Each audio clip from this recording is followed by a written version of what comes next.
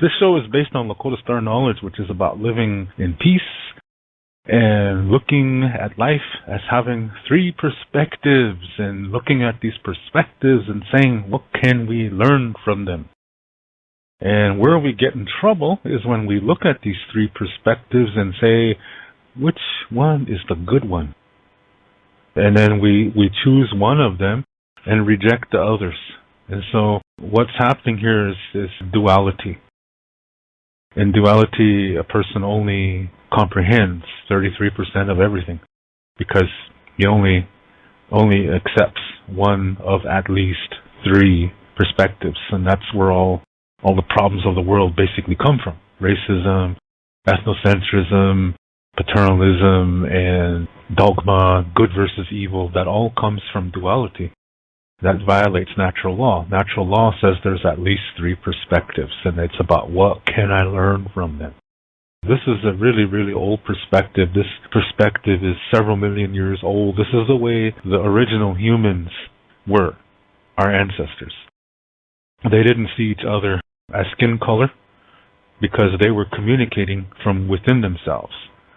See, when you live this way, what you're doing is you're taking care of yourself physically, mentally, spiritually, and emotionally. And these four parts are the four parts of yourself. And they're connected deep within you. And that's your sacred area. That's your sacred center. So when you live this way, you establish peace inside of yourself. And when you communicate, you're communicating from that sacred center. So you're not communicating as a Lakota or as a Japanese, or you're communicating as a human being. And this is where we are connected to the earth, because the earth sees us as her grandchildren. She doesn't favor anybody. There is no chosen race. There is no cursed race, because there's religions that believe these things. And that's because they're communicating outside of that sacred circle. I just explained to you a few minutes ago what duality is. When you live a dualistic life, you're communicating outside that circle. And that's why people separate themselves from others they disagree with, and they say to these other people, you're wrong, and I will show you you're wrong. I will prove to you you're wrong, because I'm smarter than you, I'm better than you, and I know what's right for you. My way is the only way to do something. And see, this is where all this trouble comes from. And so that's communicating from your skin color, your religion, your secret society, whatever it is.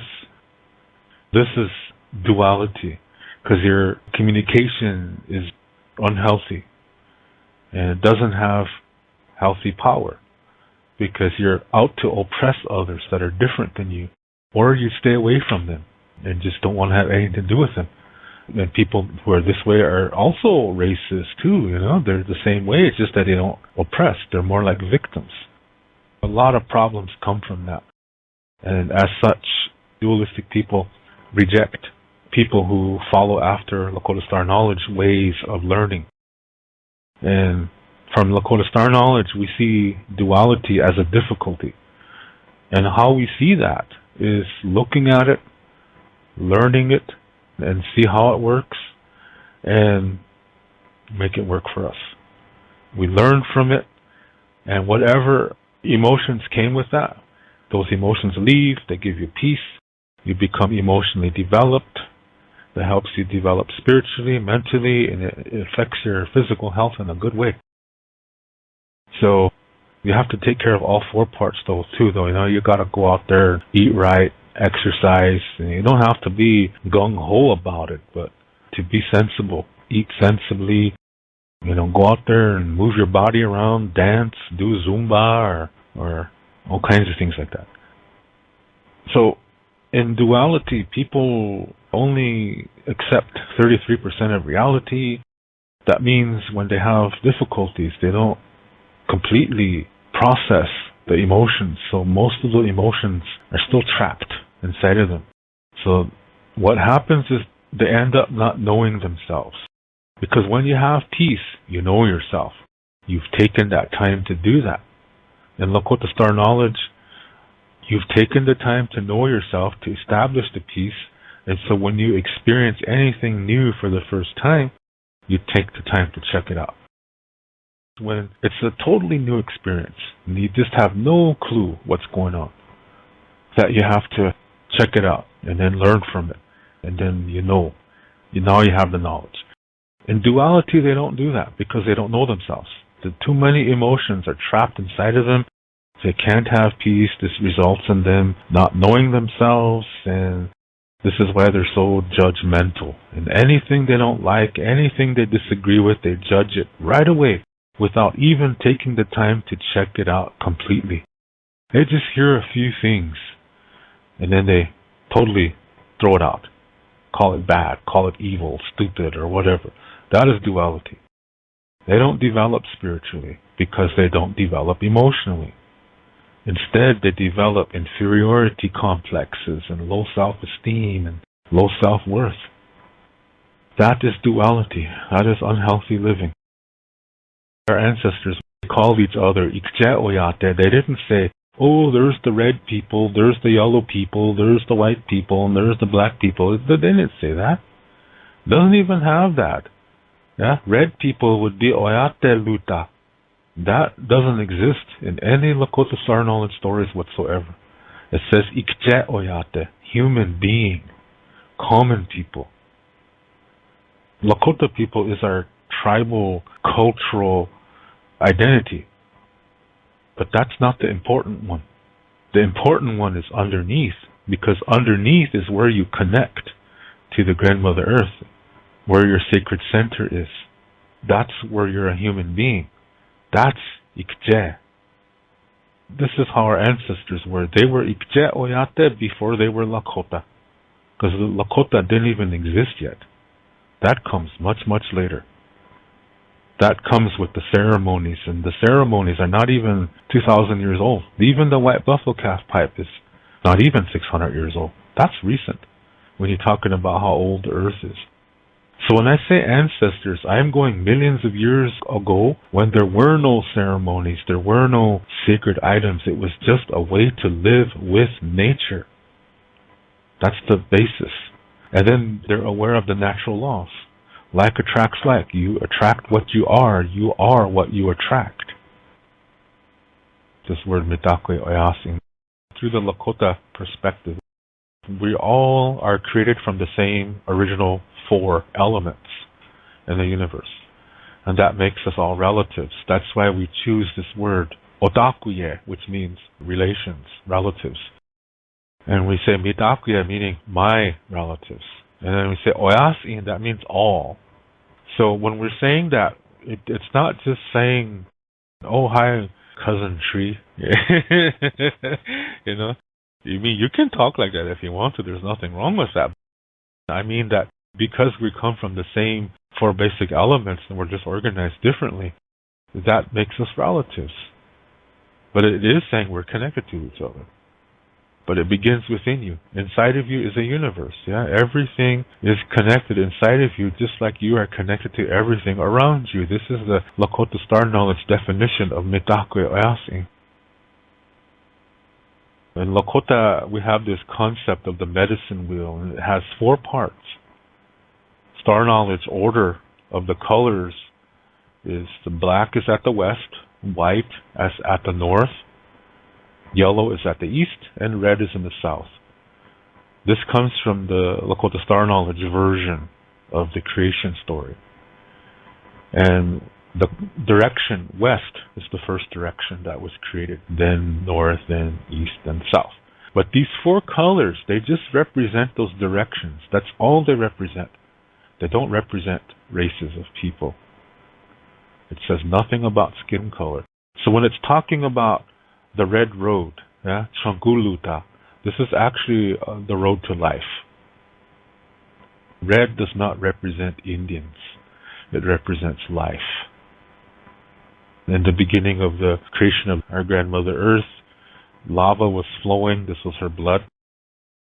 Some people say it's the water. No, it's not. It's the lava. Yeah, this is her blood. It was all over in her creation.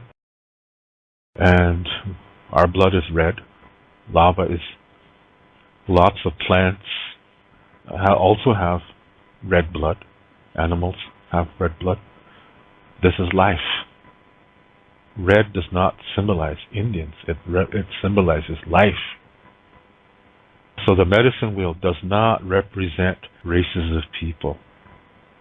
And in fact, when you get serious about it, Lakota Star Knowledge says that humans appeared on this earth in 5 areas around the same time.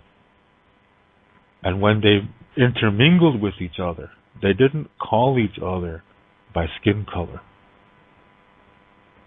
So whenever you hear an Indian say that the 4 colors of the medicine will represent races of people, this is wrong. This is dualistic because it's separating people from each other. The idea that when people say that these colors represent races, this is also saying that these races should stay apart from each other. And that violates Mitakuye-Oyasin, which means everything is connected within us, just like we are connected to everything around us. It always begins within. Within is no skin color. Within is no culture. Within is no language. Within is a holy area inside of us where our bodies, our minds, our emotions, and our soul all connect to each other. So when we take care of those 4 parts, we have peace within. And since reality begins within, now we can be at peace with everything around us. This is Mitakuye-Oyasin. In this old Lakota Star Knowledge story called When the Moon Cried, we get the male cycle, which a lot of people don't know about, and we get a female cycle, which of course everybody knows about. Female cycle's monthly, and in Western world just associates that with menstruation. But in the Lakota world, there's more to it than just menstruation. It is a sacred time. There's other things going on. Because of the incidents that happened in the story, women receive 3 more stages of development. In the beginning, both men and women had 4 stages of development. But in this story explains a certain incident that happened in the stars, and the result was women gained 3 more stages of development. Things happen inside their body that are something like ceremonies. And they have a certain connection to the moon and the earth. And at the same time, something also happened to the man. Instead of getting 3 more stages of development, he has to do certain things. So for the woman, these things are internal. For the man, they're external. So in other words, these sacred things that are happening inside the woman, a man, to balance that out, has to do certain things outside of himself. These are ceremonies too. And the man's connection is to the sun and to the sky, whereas the woman's is to the earth and to the moon. So, these 2 cycles, the male and female cycle, it's saying that neither one is more important than the other, but they work together. They complement one another. But neither one is more important than the other. So this is why we are neither matriarchal or patriarchal. We're neither one of those. We're something different. That's ancient society. Of course, now people say that we are matriarchal, but that's false. This is absolutely false. We're neither one. So, because of this incident, this affected our language too. And so from that point on, women started to end their sentences one way, and men ended theirs another way. It's because of this story. However, there are exceptions.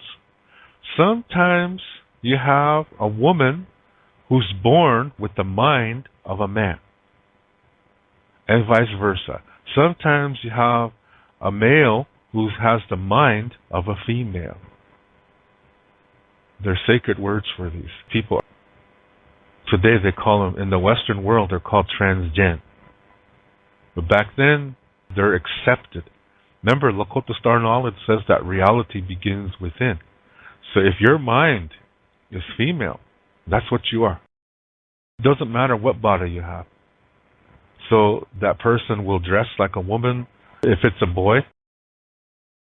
If it's a girl and she's one of these people, she's going to dress like a boy.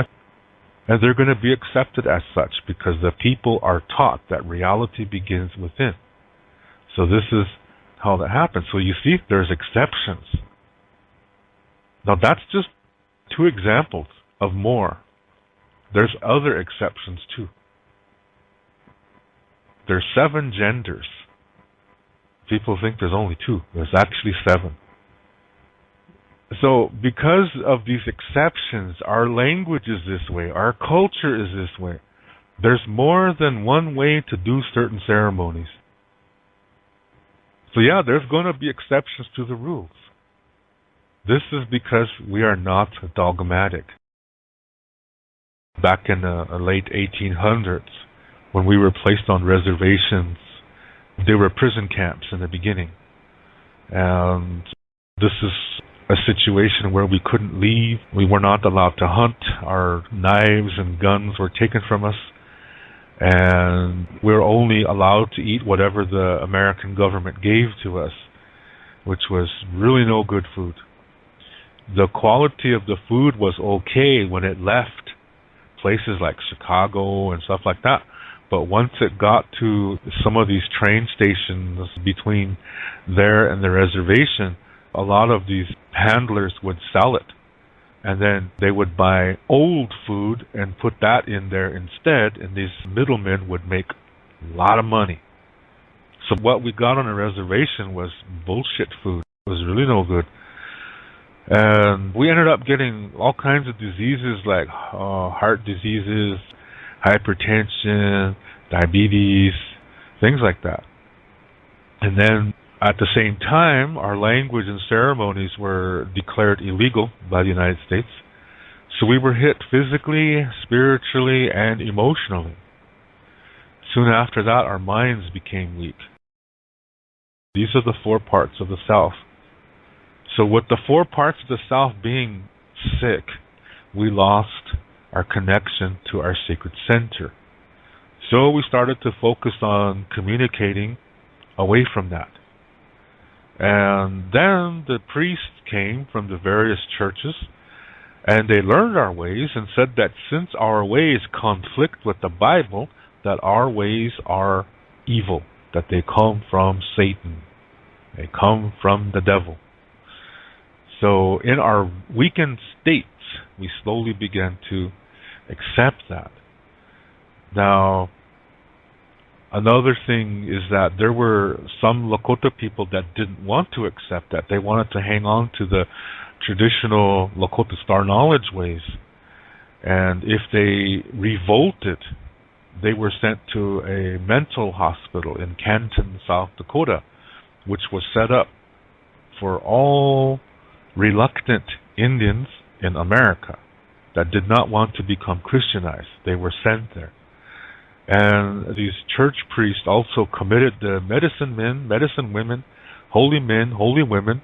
They committed all of them to these mental asylums too. This way, the people would not go to them for help, that they would come to the churches. They wanted the Indian people to only go to the priests and not their traditional healers. So they sent the healers to this mental asylum to die. And if you are radical, you were sent there to die too.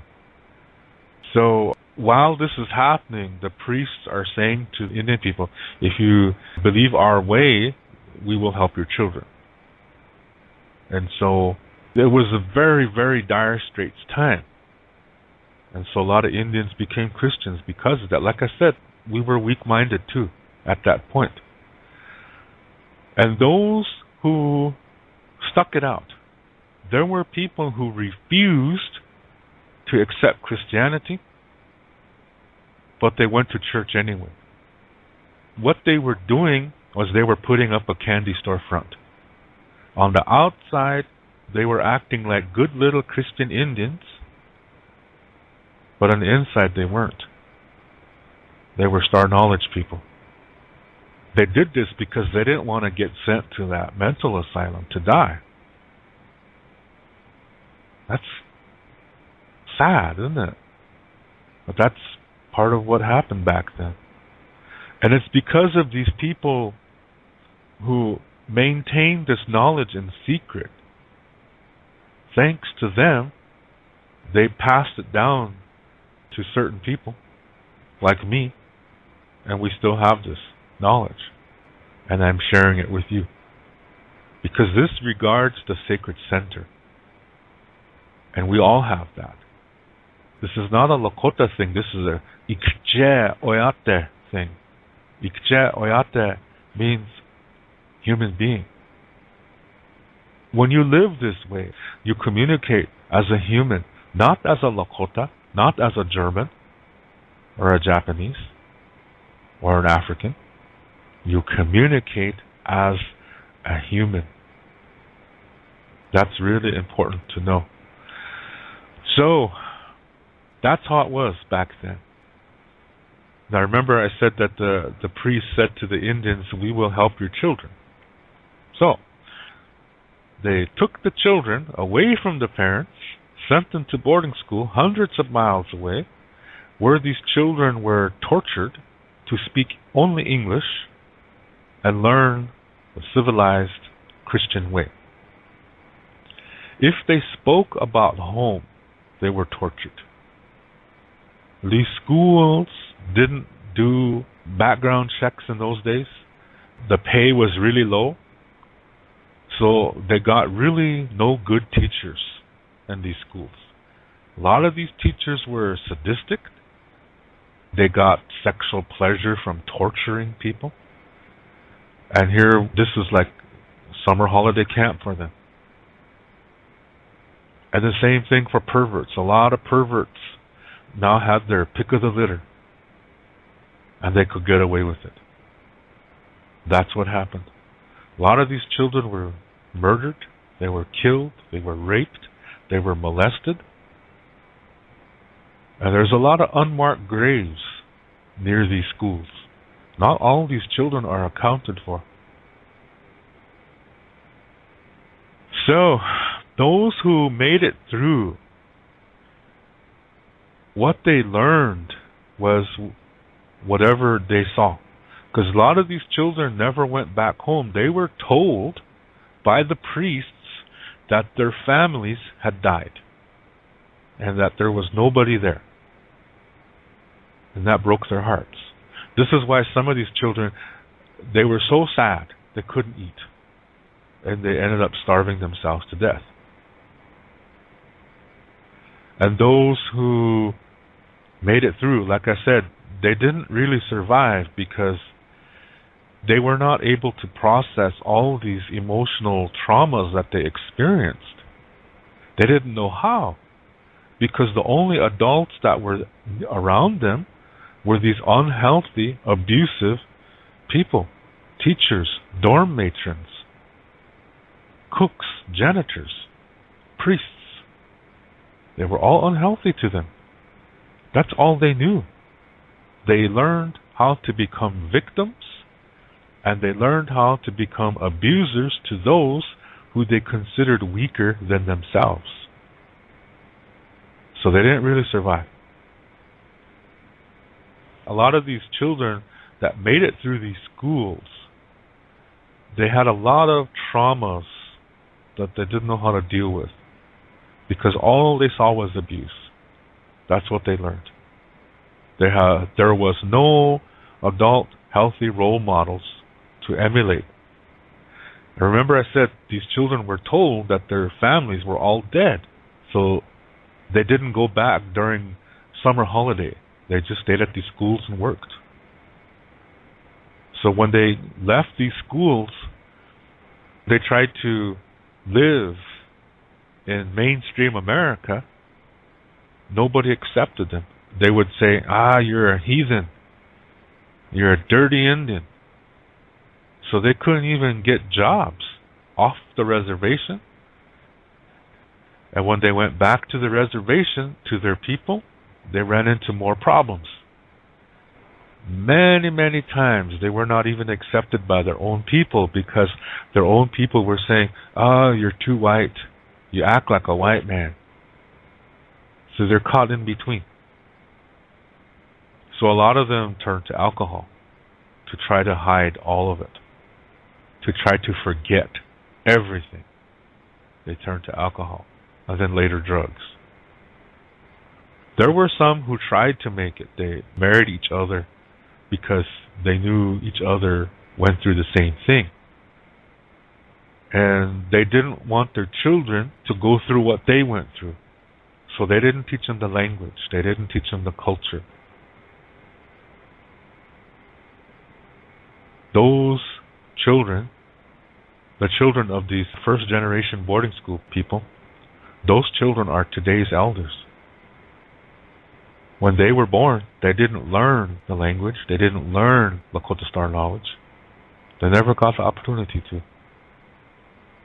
When you look at an old person on the reservation today, they're not the connection to the ancient past.